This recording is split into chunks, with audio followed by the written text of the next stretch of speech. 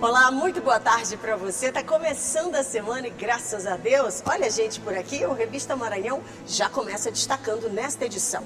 Você vai conferir que o Maranhão está entre os 12 estados em alerta. Isso em razão do aumento no número dos casos de síndrome respiratória aguda. E a Justiça Eleitoral reforçando o voto jovem nas escolas maranhenses. E ainda a Polícia Rodoviária Federal chamando a atenção dos motoristas para o elevado número de mortes nas estradas federais. Você confere também o Maranhão alcançando destaque nacional na recuperação de áreas degradadas. Tudo isso e muito mais é a partir de agora no seu Revista Maranhão, que já está no ar.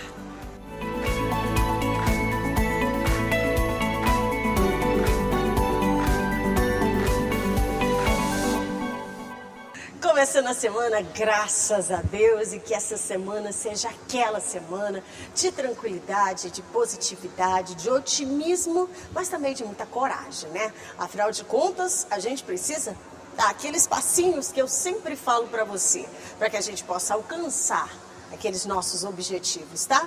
Então vamos começar com tudo e com toda a força.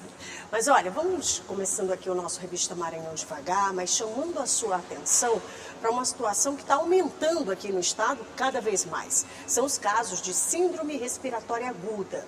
O Maranhão ele está entre os 12 estados em alerta e os especialistas estão aí de olho, viu? Inclusive dando dicas e alertando para esses sintomas e a busca de um atendimento médico. A Fundação Oswaldo Cruz tem divulgado boletins sobre os casos de síndrome respiratória aguda grave no Brasil, com alertas para algumas regiões. O Maranhão está entre os 12 estados em alerta e São Luís ocupa a 19ª posição entre as capitais. Os vírus mais frequentes são a influenza A e o vírus sincial respiratório, que costumam causar infecções nas vias respiratórias e nos pulmões, especialmente em recém-nascidos e crianças. Este infectologista explica que o aumento dos casos nesta época é esperado, por causa do clima e das mutações dos vírus. Esse período é um período que normalmente aumenta o número de casos, a questão sazonal da gripe.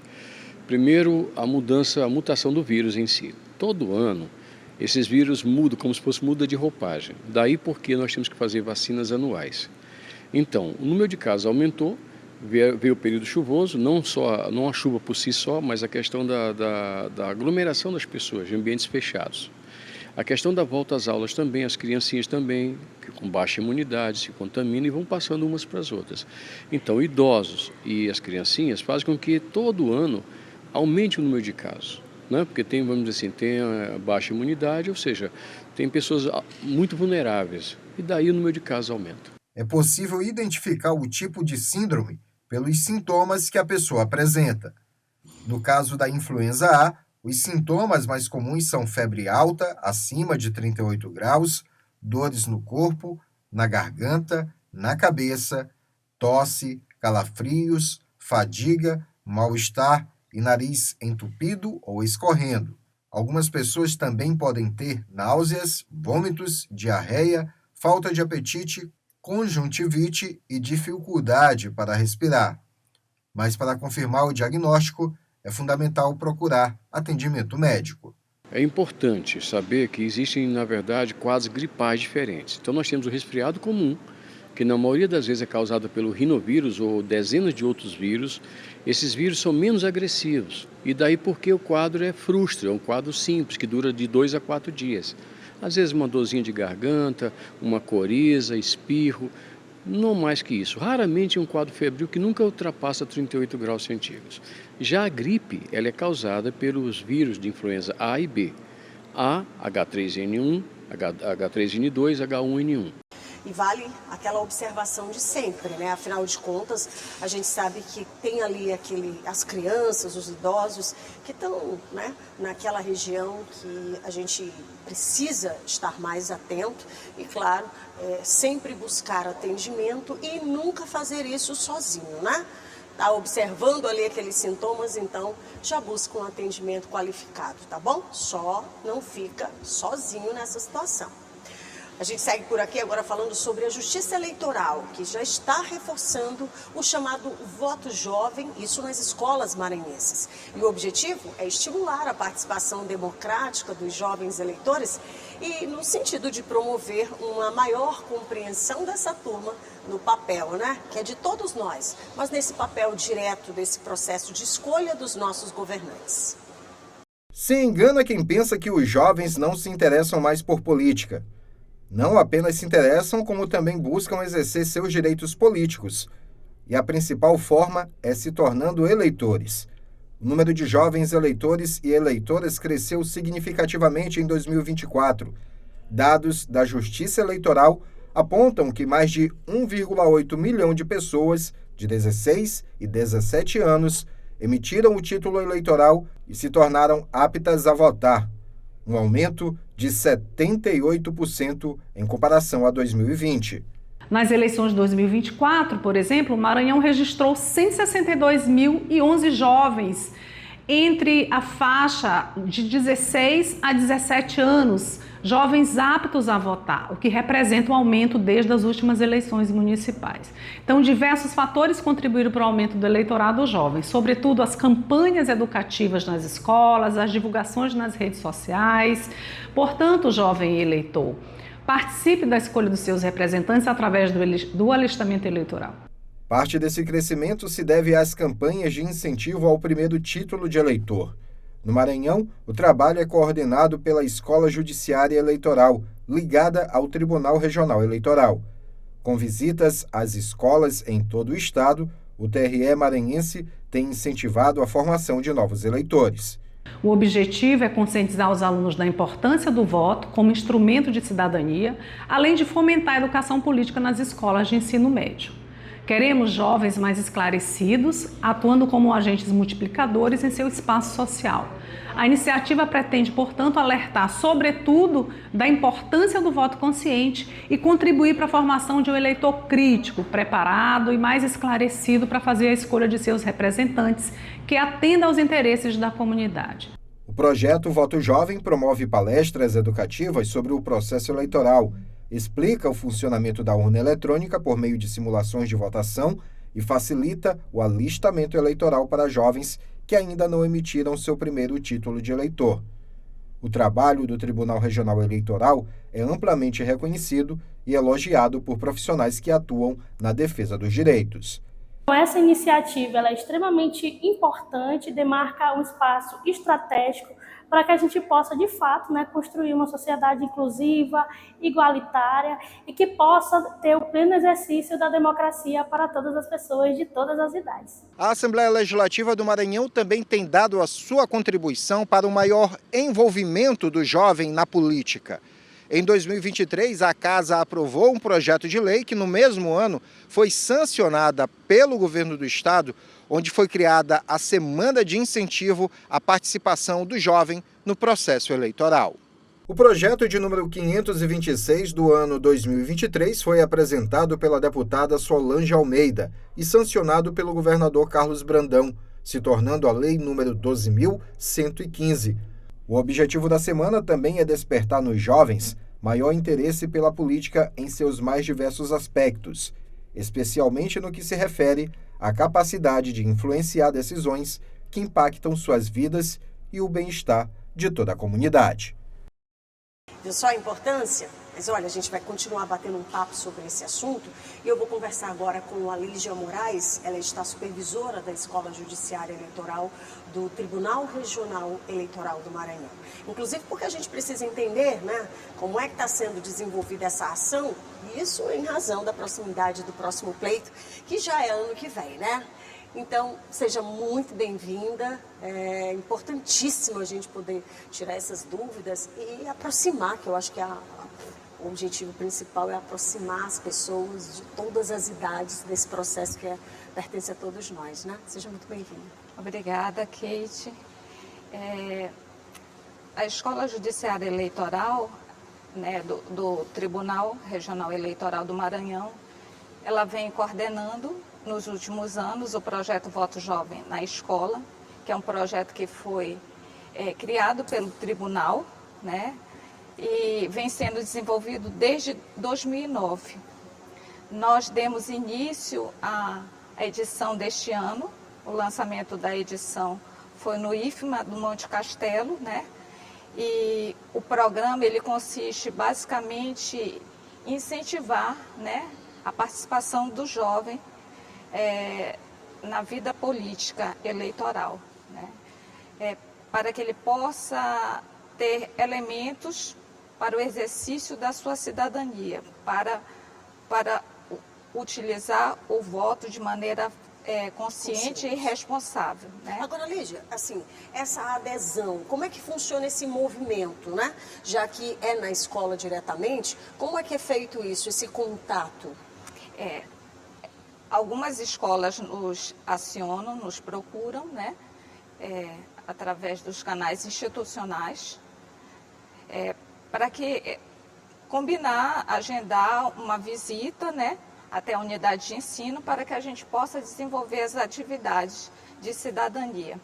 Mas, além disso, a gente tem um canal, né, de acesso no site do tribunal, na parte institucional, na área institucional, em que você acessa a Escola Judiciária Eleitoral. E lá dentro da Escola Judiciária Eleitoral, a gente tem o projeto Voto Jovem na Escola. Dentro do projeto, temos um formulário que pode ser preenchido pelo dirigente da unidade de ensino, com os dados dessa unidade de ensino, e esse formulário automaticamente é repassado para o e-mail da Escola Judiciária Eleitoral, que vai agendar futuramente essa visita, de acordo com o calendário. A gente já está com o calendário em curso, né? A gente está montando um cronograma de ida às escolas. A gente já tem um cronograma já de maio a setembro, né? Estamos organizando esse calendário, né? E até o final do ano a gente pretende visitar mais unidades de ensino. Então, as escolas interessadas podem acessar esse canal lá no site do tribunal, né? Nessa área da escola judiciária, no projeto Voto Jovem na Escola, e preencher o formulário, que é para a gente fazer o agendamento futuro dessa visita. Agora é interessante, né, que a gente sabe que esse é um trabalho sério que o tribunal vem fazendo em todo o Maranhão e que a gente já vê frutos, por exemplo, em Imperatriz, né? Segundo maior município do estado, e que no pleito passado, né, por conta de uma campanha muito ativa, a conscientização do voto jovem, porque a gente observa que é necessário inserir essa turma com o maior nível de consciência possível para que eles participem desse processo. O que vocês têm sentido nessa caminhada, Lígia? A gente tem percebido o interesse do jovem, né, de participar desse contexto de decisões políticas, não de ser um mero espectador, mas de ter uma participação ativa, né? Eles têm que se sentir protagonistas, né? Agente de transformação do seu meio social. Eles têm que entender o impacto de suas escolhas. Eles não podem ficar inertes a esse processo, né? Então, é importante que esse jovem, ele aprenda, compreenda o poder que o voto dele tem. O que isso vai mudar no seu entorno, no contexto da sua comunidade, né? No seu meio social. Então, é importante que ele escolha representantes com critério e responsabilidade, representantes que estejam alinhados com o interesse da comunidade. Então, para isso, eles precisam saber fazer essa escolha de maneira correta, ver a vida pregressa desse candidato, o plano de agenda, né? O que ele tem a oferecer para a comunidade, se ele não esteve envolvido em atos de corrupção e desvio de dinheiro público, né? Para saber se é uma pessoa bem intencionada. Sem dúvida. Agora, para a gente ir finalizando em razão do nosso tempo, eu queria que você dissesse para quem está em casa que muitas vezes é dúvida. É dúvida para o jovem, é dúvida para a família, com relação o momento certo, a decisão certa, porque existe o voto facultativo, né? E existe um momento em que esse jovem, de fato, vai precisar, né, ingressar nesse compromisso eleitoral, digamos assim, que é continuado. Então, para quem está em casa, que em 2026 já vai precisar, né, votar, explica sobre esse voto facultativo e a diferença também, Lígia. Apesar de, com 16 anos, ser uma faixa etária ainda facultativa, que não é obrigatória, é importante que esse jovem venha participar desse processo de escolhas, né? Embora não seja obrigatório, o voto jovem na escola, esse projeto que o tribunal desenvolve, que a cada ano vem se renovando, né? E a intenção é cada vez mais levar a conscientização política e reflexão desse segmento, para despertar já, desde então, esse interesse de participar, né? Para que ele possa fomentar cada vez mais a cidadania, né? E ser um cidadão cada vez mais participativo, né? Ele tem que entender o processo dele de escolha. Inclusive, esse direito de voto dessa faixa facultativa foi objeto de movimento estudantil, de movimento juvenil, né? E que foi concedido na Constituição de 88, né, no artigo 14, porque foram jovens que pediram para participar, que até então eram só os jovens a partir de 18 anos, mas outros se sentiram no interesse de participar dessa escolha, né? E hoje em dia a gente enfrenta um problema muito grave, que é um fenômeno da desinformação, né? Que é um fenômeno que já ocorre há muito tempo, mas ele ganhou maior repercussão agora com as redes sociais, né? É importante que o jovem também saiba combater as notícias falsas, saiba enfrentar a desinformação, a mentira com fatos, né? Até colaborando nesse processo isso, também, né? Porque isso mina o processo de escolhas. É importante que ele não compartilhe notícias falsas. Inclusive, o lema da campanha da edição deste ano do Voto Jovem na Escola é: informação faz a diferença. Porque a gente quer trazer esse jovem com sensor, né, com sensor crítico, para combater a notícia falsa, para não ser ludibriado com a falsa informação e com a manipulação da notícia.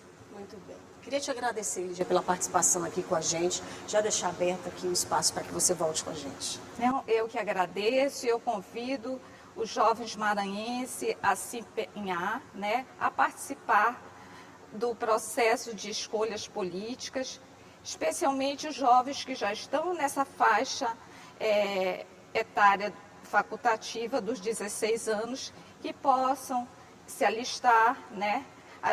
As escolas, inclusive, que a gente vai participar, a gente vai levar o recadastramento biométrico, né?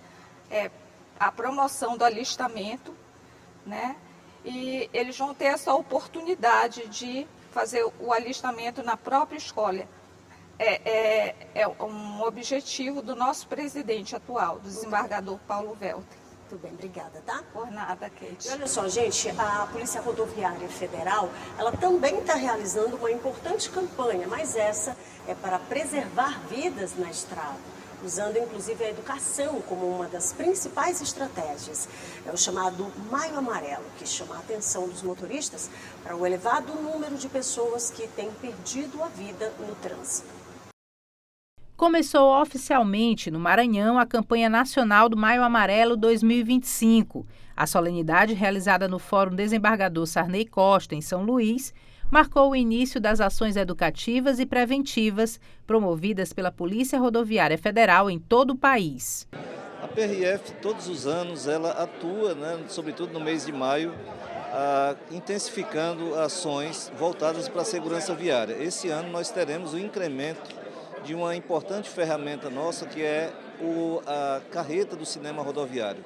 É uma estrutura que vai permitir com que alunos da rede pública e de várias instituições assistam campanhas educativas. Nós iremos percorrer diversos municípios durante todo o mês de maio e essa é uma das principais ações nossas. Entretanto, claro, estaremos nas rodovias fazendo toda a fiscalização, toda a consciência das pessoas que trafegarão. Estamos nos aproximando de um período festivo, que são as festas juninas, também as férias escolares, e, portanto, é importante essa campanha nesse sentido. A campanha prevê intensificação das abordagens educativas, ações em escolas, divulgação em redes sociais e blitz em parceria com órgãos de trânsito.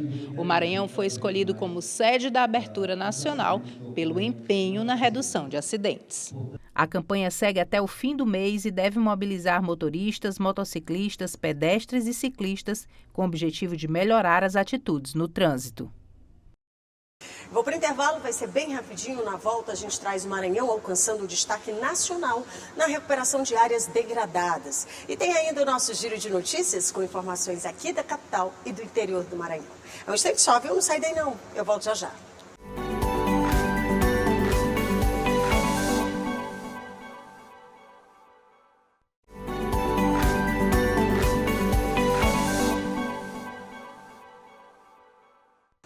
Estou de volta com o nosso Revista Maranhão. Eu te falei, né? Ia ser rapidinho, pois é, já estou de volta. Se você estava zapeando o canal, encontrou a gente por aqui, já sabe, né? Toda segunda-feira, sempre a partir do 12h30, eu trago informações muito atualizadas e, claro, sempre destacando aqui assuntos de relevância para que você aí do outro lado fique sempre muito bem informado.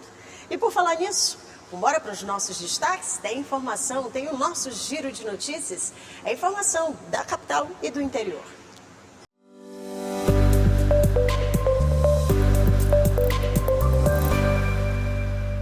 O auditório Fernando Falcão da Assembleia Legislativa do Maranhão ficou lotado com a presença dos agentes comunitários de saúde e dos agentes de combate às endemias de vários municípios do estado. O encontro busca uma aproximação das categorias com o Estado por meio de uma frente parlamentar que deve atuar em defesa dos direitos e da valorização desses profissionais.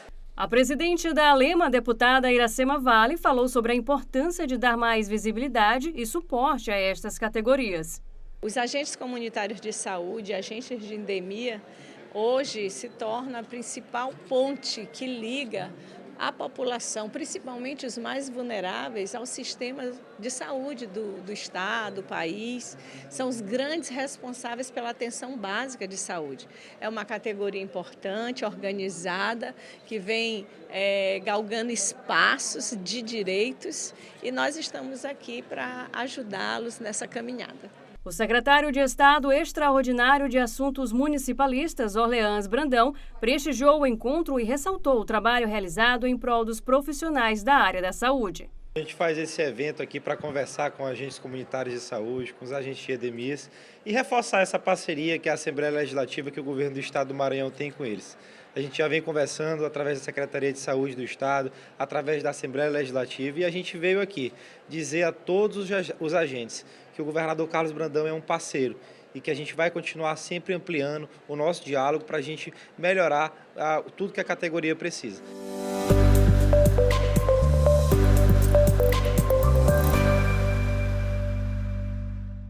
E vamos de boa notícia? Pois é, para o meio ambiente, viu? Graças a Deus. Um levantamento está apontando que o Maranhão alcançou destaque nacional, isso na recuperação de áreas degradadas. Acompanhe.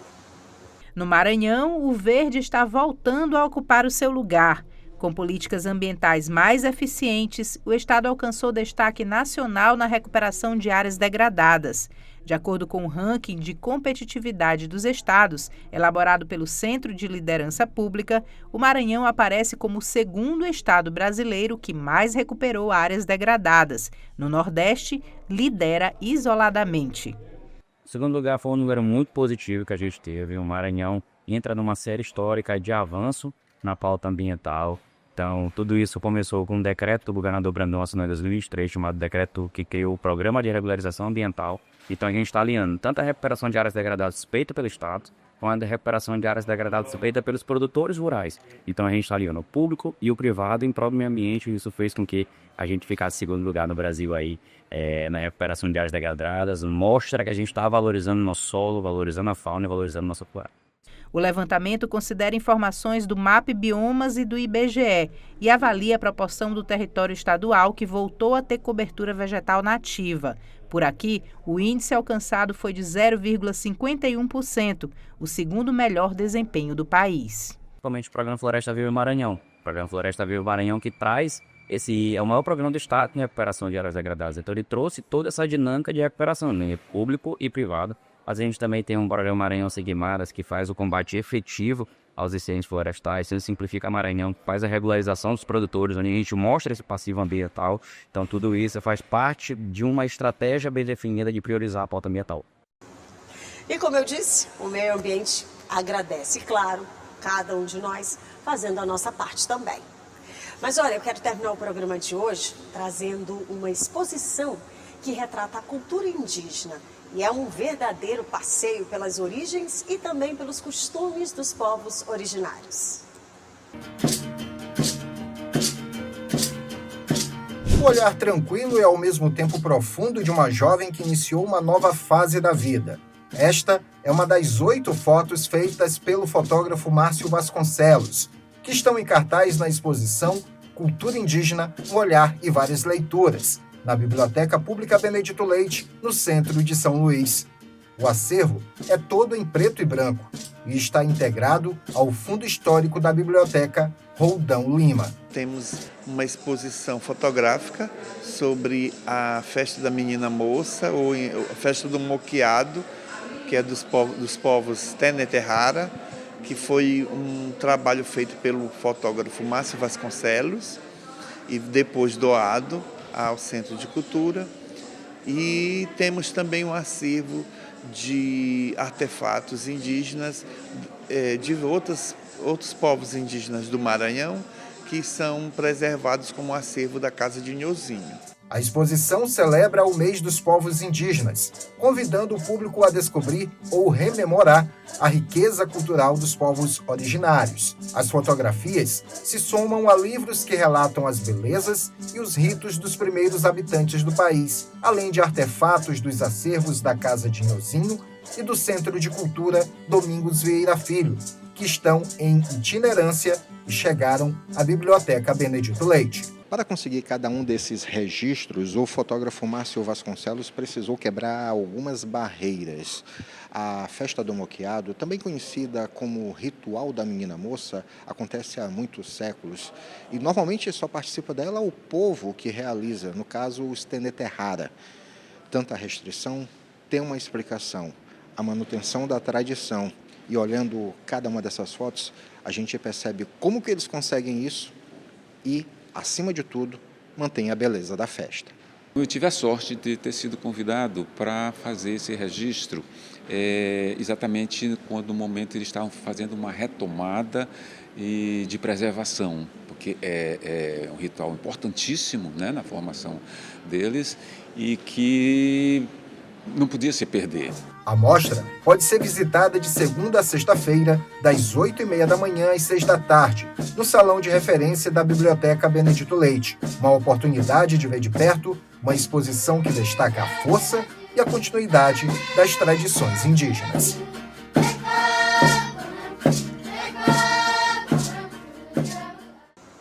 Viu só como vale a pena? E olha a dica.